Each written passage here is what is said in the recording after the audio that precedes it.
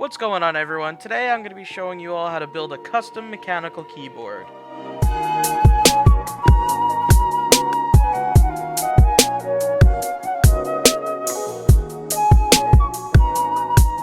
The first thing you want to do is make sure you have a small paintbrush and the proper lube so all of your stabilizers, stabs for short, and switches are smooth and silent.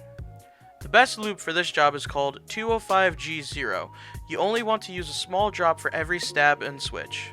What I'm doing here is removing the metal bar from the plastic holders, lubing the insides of the plastic and the tips of the metal, then putting the stabs back together.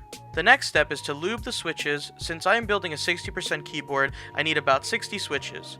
To do this step, you will need a switch opener, which you could find on Amazon for about $2, and it looks something like this.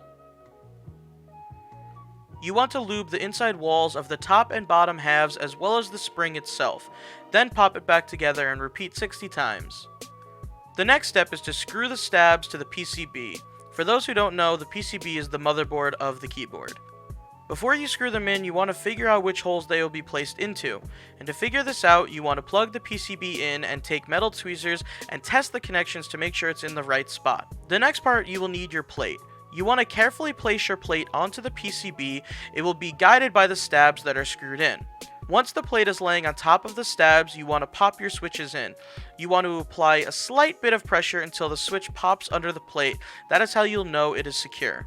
You want to flip the PCB over every so often to make sure the switch pins are coming out of the bottom and aren't bent. And if they are, you need to replace the switch.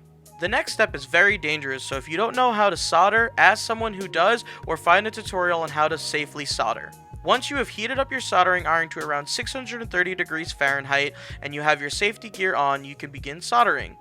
Every switch has 2 pins sticking out the back of the PCB. You want to add just a little solder to each pin, making a small bubble with the tip poking out. Next, place the PCB into the case and screw it in. And then lastly, you just want to pop your keycaps on, and you are done. You have officially completed your custom mechanical keyboard build. I hope this tutorial helped, and enjoy typing.